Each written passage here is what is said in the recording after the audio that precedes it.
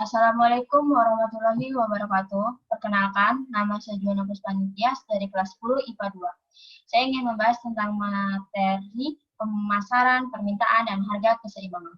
Yang pertama, permintaan. Apa itu permintaan dan apa saja jenisnya?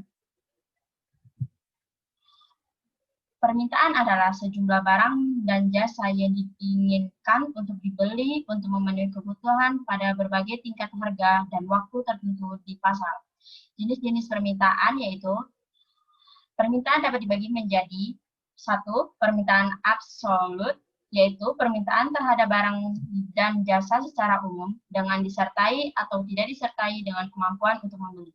Yang kedua, permintaan efektif, yaitu permintaan terhadap barang dan jasa yang disertai dengan kemampuan untuk membeli.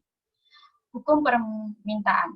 Dengan menganggap faktor-faktor lain bersifat tetap, ceteris paribus, hukum permintaan menyatakan bahwa ketika harga suatu barang atau jasa mengalami penurunan, maka jumlah permintaan barang atau jasa tersebut akan naik.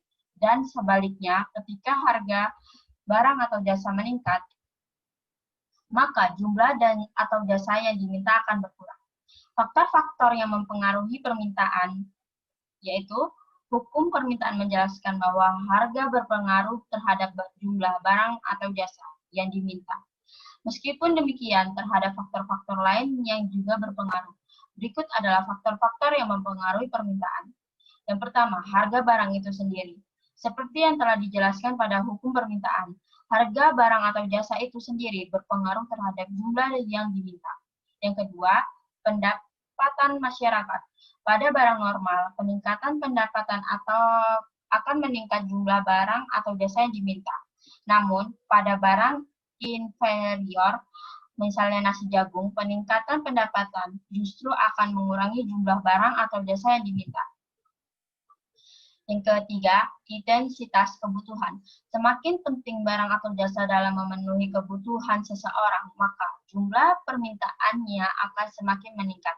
Misalnya, permintaan payung di kala hujan akan lebih tinggi dibandingkan saat tidak hujan. Yang keempat, jumlah penduduk. Semakin besar jumlah penduduk di suatu negara, maka semakin besar permintaannya terhadap barang atau jasa. Yang kelima, selera. Peningkatan selera pada suatu jenis barang atau jasa akan meningkatkan permintaan terhadap barang atau jasa tersebut dibandingkan dengan jenis barang atau jasa lain. Misalnya, permintaan terhadap tiket konser artis Korea meningkat akhir-akhir ini karena meningkatnya penggemar remaja Indonesia terhadap artis-artis tersebut. Yang keenam, barang pengganti. Ketersediaan barang pengganti berpengaruh terhadap jumlah barang dan jasa yang diminta. Yang kedua, materi kedua yaitu penawaran. Apa itu penawaran dan apa saja faktor-faktor yang mempengaruhinya?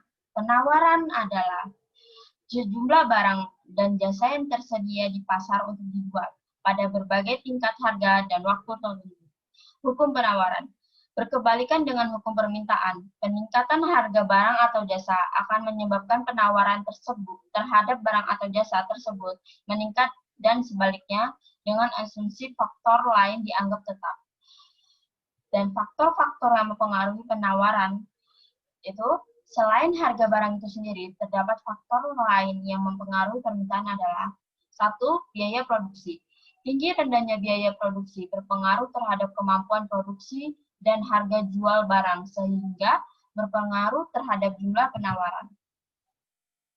Yang kedua, teknologi. Semakin mutakhir teknologi yang digunakan, maka semakin produksi semakin efisien sehingga jumlah yang ditawarkan dapat ditingkatkan. Yang ketiga, harapan dan harga masa depan. Jika produsen memperkirakan bahwa harga akan naik di masa depan, maka penawaran saat ini akan dikurangi dan barang atau jasa ditimbun untuk dijual di masa depan dengan harapan keuntungan yang diperoleh meningkat. Yang keempat, kurva penawaran. Kurva penawaran adalah kurva yang menggambarkan fungsi antara harga dengan jumlah barang atau jasa yang ditawarkan. Materi ketiga, harga keseimbangan. Apa itu harga keseimbangan? Harga keseimbangan dalam ilmu ekonomi berarti Harga yang terbentuk pada titik pertemuan antara kurva permintaan dengan kurva penawaran secara sederhana seperti pada penjelasan di atas, yaitu harga kesepakatan antar penjual dan beli. Oleh karena harga keseimbangan terjadi akibat interaksi permintaan dan penawaran di pasar, maka harga keseimbangan bisa juga disebut harga pasar. Biasanya harga keseimbangan yang sudah terbentuk akan bertahan lama dan menjadi patokan antar penjual dan pembeli. Harga keseimbangan atau equilibrium price sangat dipengaruhi oleh hukum permintaan dan hukum penawaran. Hukum permintaan menyatakan bahwa permintaan suatu barang atau jasa akan bertambah jika harga di pasar menurun. Sedangkan hukum penawaran menyatakan bahwa penawaran akan bertambah jika harga barang atau jasa di pasaran mengalami kenaikan harga. Berdasarkan kedua hukum tersebut, bisa ditarik kesimpulan bunyi dari hukum harga keseimbangan, yaitu jika jumlah permintaan lebih besar dari jumlah penawaran, maka harga naik. Sementara bila jumlah penawaran lebih besar dari jumlah permintaan, maka harga turun. Proses dan faktor terbentuknya harga keseimbangan. Seperti yang sudah dinyatakan sebelumnya, harga keseimbangan terjadi karena adanya interaksi antar penjual yang melakukan penawaran dan pembeli yang melakukan permintaan. Hal yang perlu dicatat adalah bahwa proses interaksi ini harus dilakukan secara wajar. Maksudnya, interaksi tawar-menawar dilakukan tanpa adanya tekanan hingga merugikan salah satu pihak. Berdasarkan proses terbentuknya harga keseimbangan tersebut, maka bisa diketahui pula faktor apa saja yang mempengaruhi harga keseimbangan. Faktor yang mempengaruhi yaitu sebagai berikut. Pertama, permintaan terhadap barang atau jasa bertambah, tetapi jumlah barang atau jasa terbatas. Yang kedua, tinggi rendahnya biaya produksi. Yang ketiga, pandangan akan masa depan dari produsen atau konsumen. Yang keempat, produsen mengetahui selera konsumen. Yang kelima, penawaran terhadap barang atau jasa bertambah, tapi daya beli konsumsi tetap atau berkurang. Peranan dan fungsi harga keseimbangan dalam perekonomian. 1. Selain untuk mendapatkan kesempatan harga yang disenangi oleh penjual ataupun pembeli dalam perekonomian yang lebih luas, maka peran dan fungsi dari terbentuknya harga keseimbangan adalah sebagai berikut. Yang pertama, menunjukkan bagaimana perubahan kebutuhan masyarakat. Yang kedua, memberi stimulus pada pengusaha untuk berinovasi akan perubahan permintaan. Yang ketiga, membantu penjual menentukan penawaran.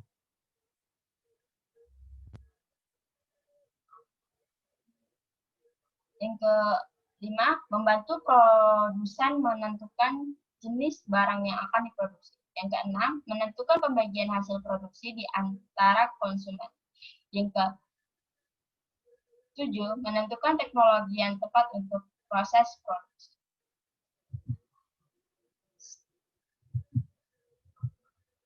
Sekian dari presentasi saya. Saya ucapkan terima kasih. Saya akhiri. Wassalamualaikum warahmatullahi wabarakatuh.